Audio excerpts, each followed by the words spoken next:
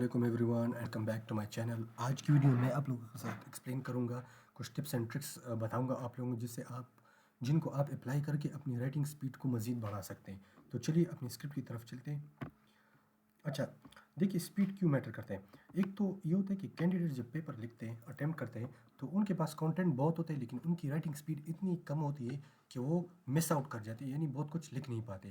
تو اسپیڈ کا ہونا ضروری اس لیے کہ آپ اپنے کانٹینٹ کو, اپنے پیپر کو ٹو دا فل ایکسٹینٹ آپ اس کو اٹیمپٹ کر سکیں.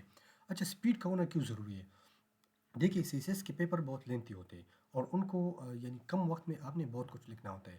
تو اگر آپ نے رش کرنا ہوتا ہے تو اس میں آپ کے اسٹرکچر بھی کولیپس ہو سکتے ہیں, آرگومنٹ بھی ویک ہو سکتے ہیں, اور کنکلوژن بھی سفر کر سکتے ہیں. تو اس چیز کے لیے اوائڈ کرنے کے لیے آپ نے اپنے رائٹنگ سپیڈ پہ پریکٹس کرنی ہوتی ہے. اس پہ پریکٹس کر کے آپ اپنے اسٹرکچر کو بھی افیکٹو لکھ سکتے ہیں, آرگومنٹس کو بھی اسٹرانگ لکھ سکتے ہیں, اور کنکلوژن بھی آپ کا سفر نہیں ہوگا.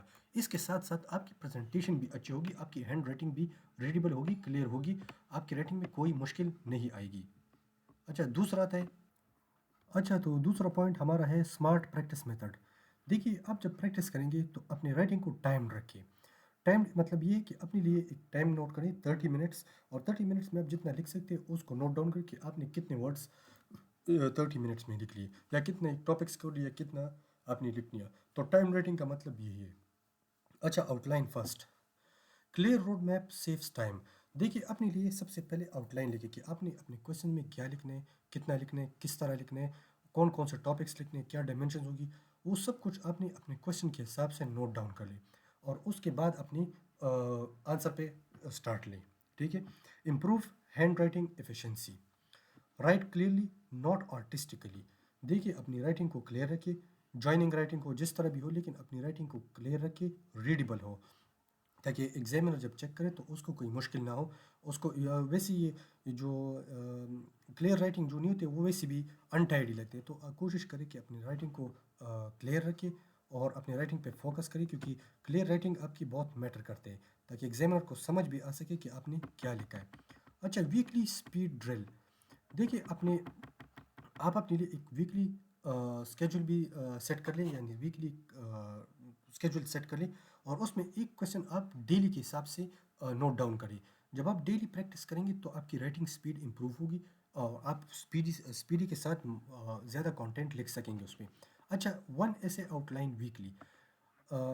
ہر ہفتہ آپ اپنے لیے ایک ایسے کی آؤٹ لائن نوٹ ڈاؤن کریں. جب آپ آؤٹ لائن پہ آپ پریکٹس کر لیں گے, ماہر ہو جائیں گے, تو ہی آپ آگے اپنے آنسر کی طرف بڑھ جائیں.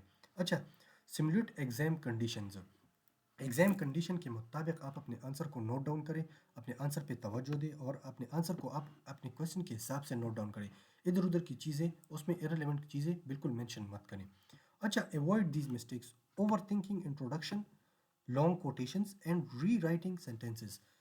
آپ اپنے آنسر پہ overthinking introductions, long quotations اور ری رائٹنگ سینٹینسز کو ایوائڈ کریں.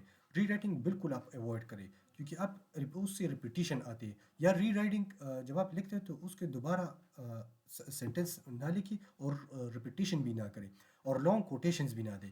Simple to the point quotations دیں.